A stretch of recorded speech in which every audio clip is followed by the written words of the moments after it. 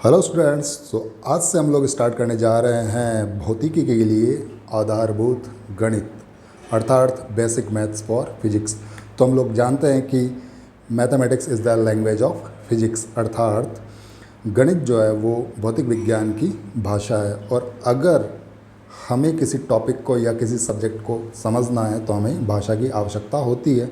ठीक है, इसलिए हम लोग यहाँ पर मैथमेटिक्स का अध्ययन करने जा रहे हैं ताकि हम लोग फिजिक्स के जो रूल्स हैं, जो नियम हैं, उनको बहुत अच्छे से समझ सकें। ठीक है, इस क्रम में हम लोग यहाँ पर अध्ययन करने जा रहे हैं त्रिकोणमिति का, अवकलन, समाकलन, ग्राफ इत्यादि का। ठीक है, तो सबसे पहले हम लोग यहाँ पर स्टार्ट करने जा रहे हैं त्रिकोणमिति। तो आइए स्टार्ट करते हैं त्रिकोणमिति।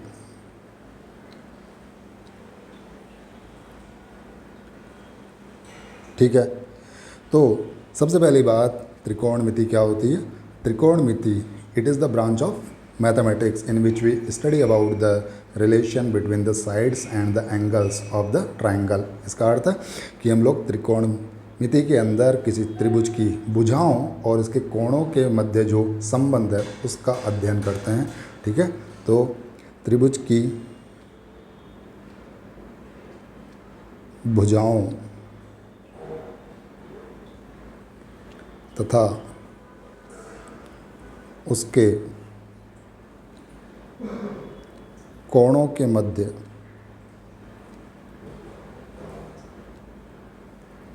संबंध का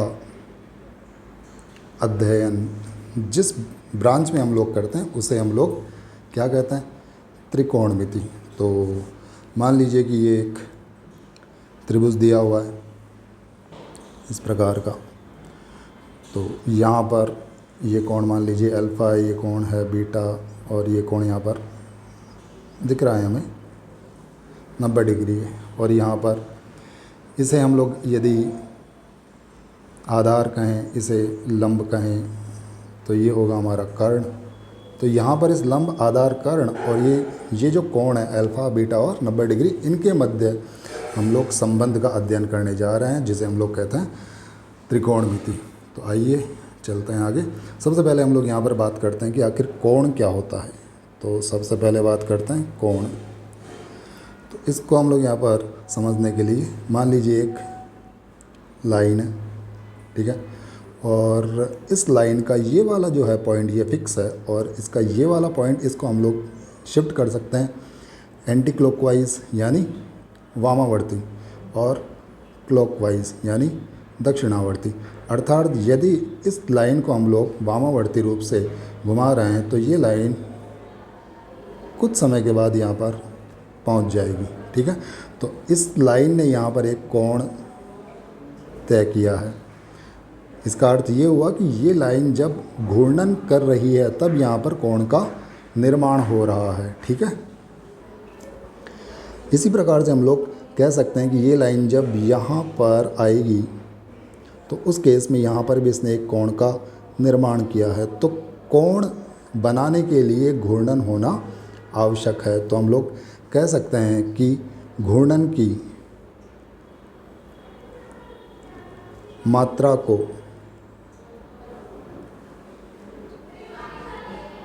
कोण कहा जाता है।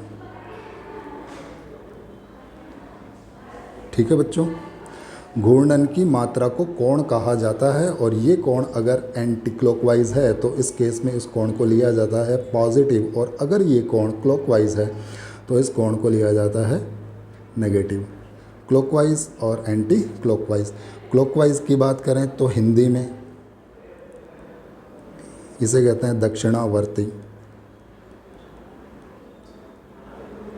और यदि हम लोग बात करें एंटी क्लॉकवाइज की तो इसे कहते हैं वामावर्ती। तो ये है हमारा दक्षिणावर्ती और ये है वामावर्ती कोण। इसे हमने कह दिया θ1, इसे कह दिया θ2। ठीक है, और यदि हम लोग बात करें कि कोण का सूत्र क्या होता है तो ये सूत्र आपको पता होना चाहिए।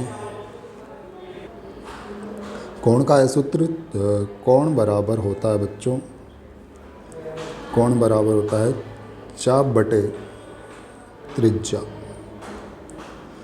अब देखते हैं कि ये चाप क्या होता है और त्रिज्या कहाँ से हम लोग यूज़ करते हैं। तो मान लीजिए कि एक वृत्ताकार पथ है और इसके ऊपर कोई कण जो है वो अपने इस बिंदु से थोड़ी देर बाद पहुंच गया है इस बिंदु पर।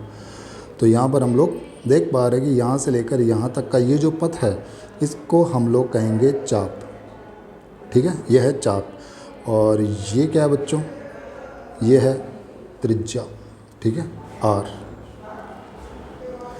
आर अर्थात त्रिज्या। तो हम लोग यहाँ पर देख सकते हैं कि ये कण जब अपने प्रारंभिक बिंदु से इस बिंदु पर पहुँचता है तो इसने केंद्र पर कुछ कोण अंतरित किया है और इस कोण को हमने क्या कहा, थीटा। तो अगर आपको यहाँ पर थीटा का मान ज्ञात करना है तो आपको यहाँ पर इस वाले सूत्र का उपयोग करना होगा।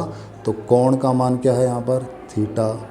चाप, इस चाप को हमने कहा कि लंबाई है इसकी एस, और आर क्या है यहाँ पर, त्रिज्या। तो कोण बराबर चाप बटे त्रिज्या, चाप एस त्रिज्या आर। और यदि आप लोग इस वाले सूत्र का यूज़ कर रहे हो तो उस केस में आपको इस कोण का मात्रक जो उपयोग करना है वह है रेडियन। यहाँ पर ये जो कोण आपको प्राप्त होगा इस वाले सूत्र को यूज़ करने के बाद वो कोण रेडियन में होगा। कोण के अन्य भी मात्रक होते हैं, जैसे रेडियन के अलावा यहाँ पर अन्य जो मात्रक है वो है degree, minute arc MINUT minute arc और सेकंड आर्क। अभी मिनट आर्क क्या होता है और सेकंड आर्क क्या होता है इसकी बात हम लोग बाद में कर लेंगे, लेकिन फ़िलहाल के लिए हम लोग यहाँ पर बात कर रहे हैं कि रेडियन और डिग्री के मध्य क्या संबंध होता है। तो आइए समझते हैं इस बात को। तो मान लीजिए कि कोई कण है और वो वृत्ताकार पथ पर गति कर रहा है। ठीक है, और ये है इसका केंद्र और ये है इसकी त्रिज्या। और कण जो है मान लीजिए कि वो यहाँ से लेकर यहाँ तक अपना एक राउंड कंप्लीट कर चुका है। तो हम लोग जानते हैं कि एक राउंड में तय किया गया जो कोण होता है वो होता है 360 डिग्री। ठीक है, और यदि हम लोग बात करें कोण बराबर चाप बटे त्रिज्या से, तो देखते हैं हम लोग कि यहाँ पर जो कोण है इसका रेडियन में मान क्या आएगा। तो कोण होता है चाप बटे त्रिज्या। तो यहाँ पर हम लोग अगर बात करें चाप की, तो चाप की लंबाई है परिधि की लंबाई के बराबर। परिधि की होती है लंबाई बच्चों 2πr और यहाँ पर r है त्रिज्या। r से r कैंसिल हो गया तो यहाँ पर थीटा का मान हमें प्राप्त हुआ 2π रेडियन। ठीक है, इसका अर्थ है कि हम लोग कह सकते हैं कि यहाँ जो कोण हमें प्राप्त हुआ है वो तो है 2π रेडियन, और एक राउंड के अंदर जो कोण बनता है उसे हम लोग कहते हैं 360 डिग्री। तो यहाँ से हम लोग अगर सॉल्व करें तो ये पाई रेडियन का वैल्यू हमें प्राप्त होता है 180 डिग्री। तो ये संबंध आपको याद रखना है, पाई रेडियन का वैल्यू होता है 180 डिग्री। पाई का वैल्यू कभी भी 180 नहीं होता है, याद रखिएगा। पाई का वैल्यू हमेशा क्या होता है 22/7 या लगभग 3.14। पाई का वैल्यू 180 नहीं होता है, पाई रेडियन का वैल्यू 180 डिग्री होता है। यह बात सत्य है। ठीक है।